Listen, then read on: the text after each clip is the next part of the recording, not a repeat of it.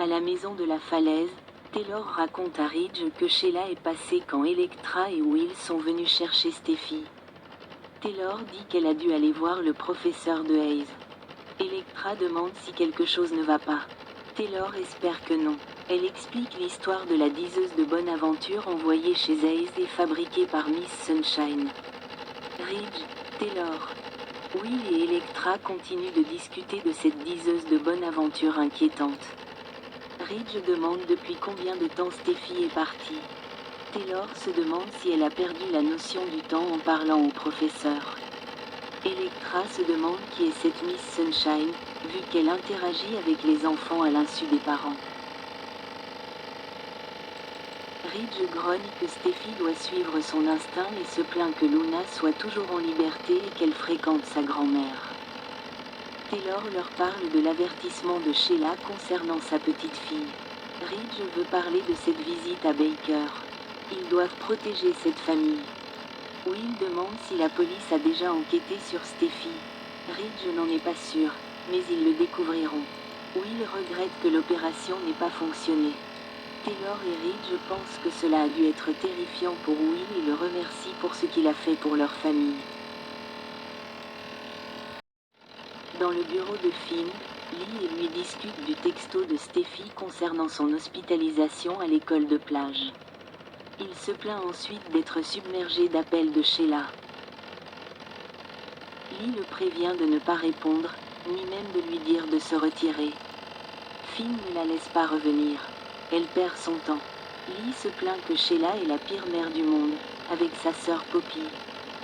En discutant de Poppy et de Luna, Lee dit à Finn qu'il n'est pas responsable de la tournure que prend sa fille. Ce que sa sœur a fait, avoir franchi la ligne rouge avec son fils la rend malade. Ils reviennent sur le fait qu'elle lui ait caché sa grossesse.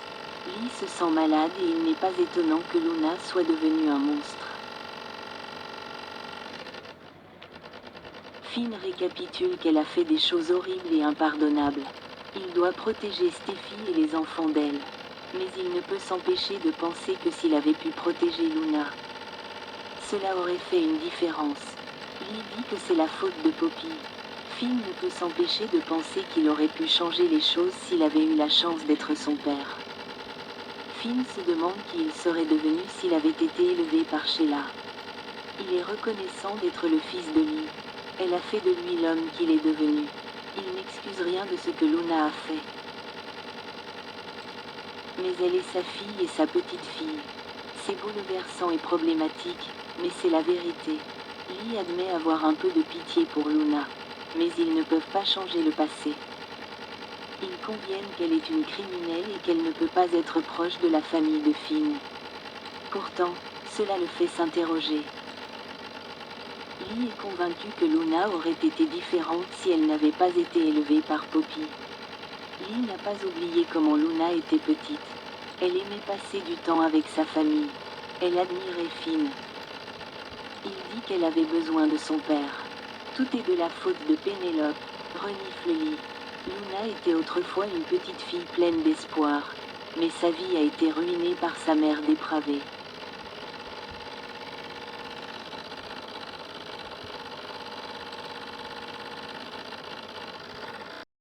À l'école de plage, Luna se plaint à Sheila que ce n'est pas elle le problème. C'est Steffi. Sheila lui dit que ce n'est pas la bonne façon de lui faire comprendre son point de vue. Tu dois te calmer. Luna peste contre Steffi, qui juge tout et ne pardonne pas. Tout leur rêve de fonder une famille avec Finn se réaliserait si seulement Steffi disparaissait.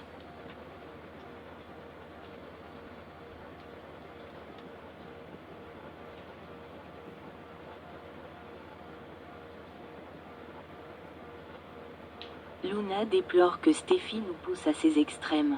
Ils ne veulent pas, mais ce n'est pas comme s'ils pouvaient inviter Finn à prendre un café. Elle insiste auprès de Sheila.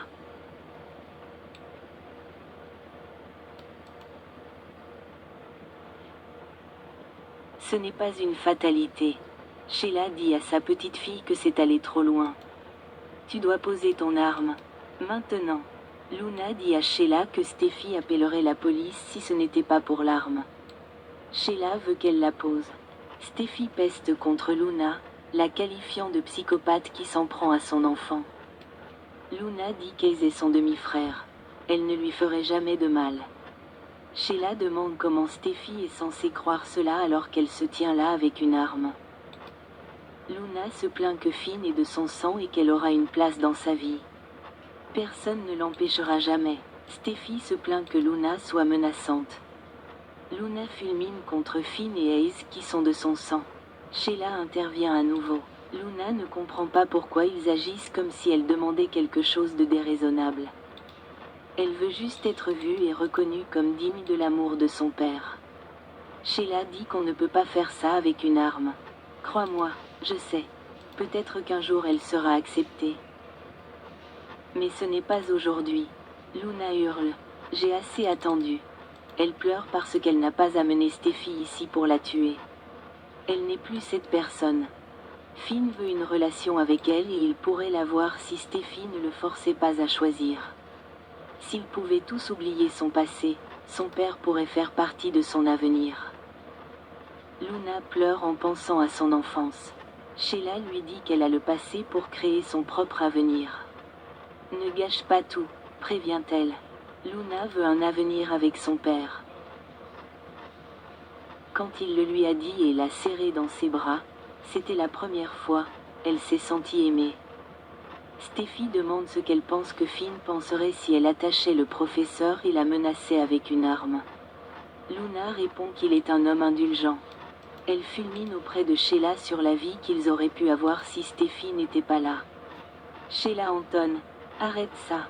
Luna, tu dois arrêter de la menacer. » Luna insiste.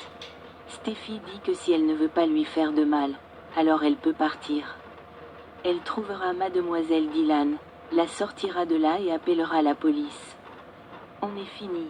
Tu ne feras plus partie de la vie de Finn. Elle se retourne, mais Luna vise. Pas si vite. Sheila accourt en protestant et se bat avec sa petite fille pour lui arracher le pistolet. Soudain, le coup part. Luna écarquille les yeux.